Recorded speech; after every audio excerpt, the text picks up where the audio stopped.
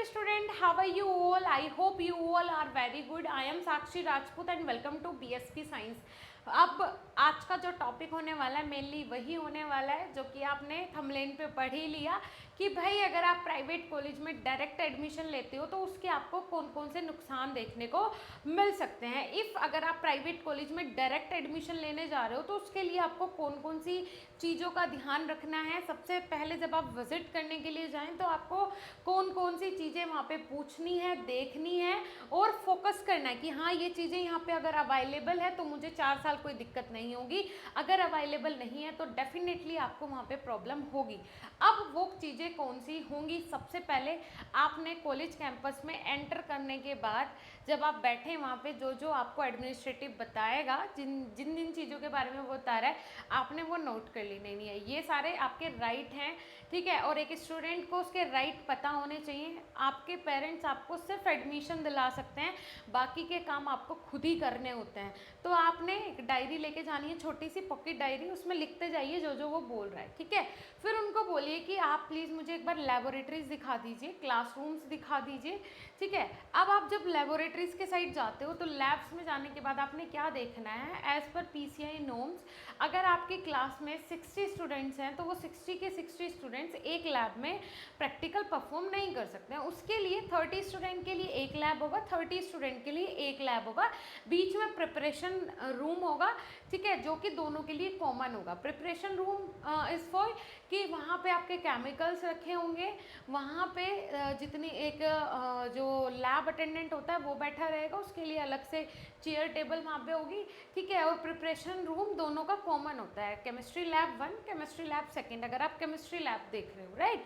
अब आपने ये देखना है कि वहाँ पे स्पेस है, ठीक है। दूसरी चीज़ आपने देखना है क्या लैब में नोटिस बोर्ड है, केमिकल्स जो हैं वो रखे हुए हैं, मिनिमम क्वांटिटी में है। एक लैब में जितने केमिकल्स होने चाहिए लगभग, मुझे ऐसा लगता है अगर आप किसी भी एक लैब में जा रहे हो तो आपको कम से कम वहाँ पे 20-25 केमिकल्स आराम से रखे हुए मिलने चाहिए, जो कि उनके रैक में रखे हों। कम से कम इतने तो हो ही, ज़्यादा हो तो अच्छी बात है, लेकिन 25 केमिकल आपको मिनिमम वहाँ पे देखने रखे हैं या नहीं रखे हैं, ठीक है। चलिए, ये होगी सबसे पहली चीज़। ऐसे ही आपको फार्मास्यूटिक्स की चेक करनी है, ऐसे ही आपने HAP की चेक करनी है, ऐसे ही आपने फार्माकोलॉजी की, फार्माकोग्नोसी की। यही नॉर्म्स होते हैं कि आपके पास 2 लैब्स हर एक प्रैक्टिकल के लिए अवेलेबल होनी चाहिए। सेकेंड, अगर आप एक गर्ल स्टूडेंट हो या फिर बॉय स्टूडेंट भी हो तब भी आपको देखना है कि गर्ल्स कॉमन रूम और बॉयज़ कॉमन रूम उस कॉलेज में अवेलेबल है या नहीं है, ठीक है। पहला आपने देख लिया लैब्स, जो कि सबसे ज़्यादा इंपॉर्टेंट होती है as a pharma student, because pharmacy completely depend होता है प्रैक्टिकल्स पे और कम्प्लीटली डिपेंड होता है किस पे, आपका थ्योरेटिकल पोर्शन पे। पहले आप थ्योरेटिकल पोर्शन पढ़ोगे, उसके बाद उसको प्रैक्टिकली परफॉर्म करोगे, तब आप जाके एक बेस्ट फार्मासिस्ट बनोगे, राइट। चलिए, सो आपने लैबोरेटरीज देख लिया, अब आपको कॉमन रूम देखना है, क्योंकि बहुत सारी सिचुएशंस ऐसी होती हैं कॉलेज में, इंस्टीट्यूट्स में, जहाँ पे एक गर्ल को कॉमन रूम की ज़रूरत होती है, जहाँ पे सिर्फ और सिर्फ गर्ल्स हों, गर्ल स्टूडेंट्स हों और जितनी भी लेडी फैकल्टीज़ हों वो हों, है ना, ठीक है। उसके बाद आपने देखना है कि वहाँ पे लाइब्रेरी कैसी है, लाइब्रेरी में इनफ बुक्स हैं एक सेमेस्टर के लिए। कॉमन देख लेना आप, अपने फर्स्ट सेमेस्टर के देख के जाना, आपके जितने भी सब्जेक्ट्स हैं जाके वहाँ पे थोड़ा सा रिसर्च जब आप करोगे ना, चीज़ें देखोगे, एक्सप्लोर करोगे, तो लगेगा सामने वालों को भी कि हाँ इसको नॉलेज है, ये यहाँ टाइम पास के लिए नहीं आया है, सिर्फ डिग्री के लिए नहीं आया है, कुछ सीखने के लिए, समझने के लिए आया है, ठीक है।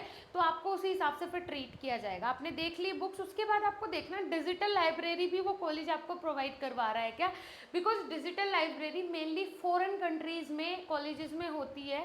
अगर स्टूडेंट बुक से ना पढ़ पा रहा हो या फिर उसे लग रहा हो कि ज़्यादा टाइम कंज्यूमिंग है बुक्स में ईच एंड एवरीथिंग सर्च करना, तो वो डिजिटल लाइब्रेरी जाए, वहाँ से अपना डिजिटली कंप्यूटर में सर्च करे और इजीली उसको आंसर मिल जाए, है ना।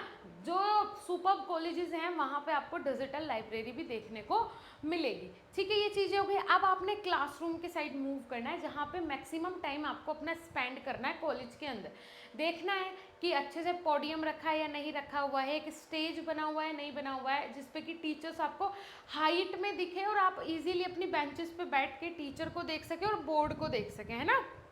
दूसरी चीज़, प्रोजेक्टर की फैसिलिटी आपके लिए है या नहीं है, ये सारी चीज़ें आपने देखनी है क्लासरूम्स में जो जो अवेलेबल होगा, ठीक है। उसके बाद सेफ्टी पर्पस के लिए वहाँ पे कौन कौन सी चीज़ें आपको प्रोवाइड करवाई जा रही हैं ये आपने देखना है। अगर आप हॉस्टल यूज़ करना चाहते हो तो ऑफ कोर्स आपको हॉस्टल में जाके चेक करना है कि वहाँ पे मैश कैसा है, पहले से जो बच्चे वहाँ पे रह रहे हैं उनसे आपने कंफर्म करना है।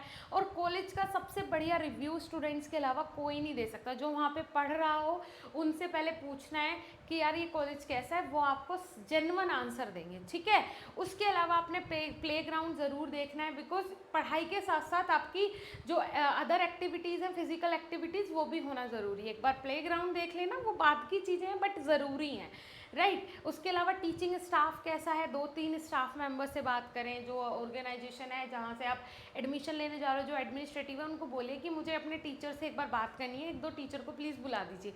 तो आप उनसे बात करें, देखें, पता चल जाएगा फर्स्ट लुक में ही आपको कि हाँ भाई टीचर सपोर्टिव है, टीचर अच्छा है और मुझे यहाँ पे सारी चीज़ों का सपोर्ट मिलेगा।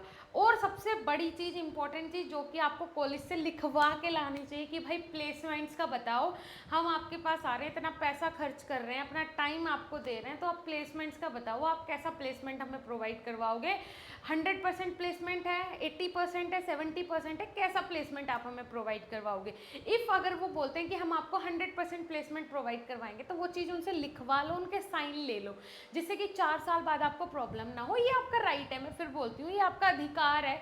इन चीज़ों के ऊपर आपका पूरा भविष्य टिका हुआ है। कॉलेज का कभी भी कुछ नहीं बिगड़ेगा, वो आज भी चल रहा है, 10 साल बाद भी चलेगा, 20 साल बाद भी चलेगा। लेकिन आप खुद के बारे में सोचिए कि आप खुद को कहाँ देखोगे 10 साल बाद या फिर 20 साल बाद। आप एक मैनेजर पोस्ट पे बैठे हुए खुद को देखना चाह रहे हो, अच्छा एसी चल रहा है, फॉरेन की ट्रिप्स आपको मिल रही है, या फिर आप 10 साल बाद भी खुद को एक नॉर्मल फार्मास्यूटिकल इंडस्ट्री में एक नॉर्मल एम्प्लॉय की तरह काम करते हुए देखना चाहोगे, वो आपके ऊपर डिपेंड करता है। इसीलिए आपने पहले देखना है कि आपके जो ड्रीम्स हैं उनको फुलफिल करने में वो कॉलेज सक्षम है या फिर नहीं है, राइट। मेरी अगर आपको बात सही लगी हो कमेंट सेक्शन में प्लीज़ ज़रूर लिखिएगा।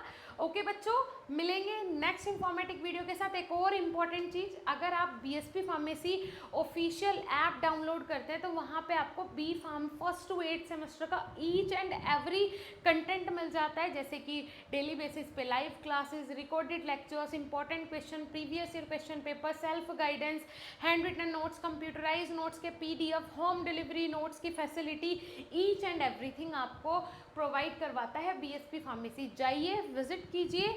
कोर्सेज में ज्वाइन करने से पहले लाइव क्लास देखिए, जो रिकॉर्डेड लेक्चर्स हैं वो देखिए, डेमो अपलोडेड है वो देखिए, उसके बाद ही कोर्स में ज्वाइन कीजिएगा। ओके बच्चों, ठीक है, थैंक यू।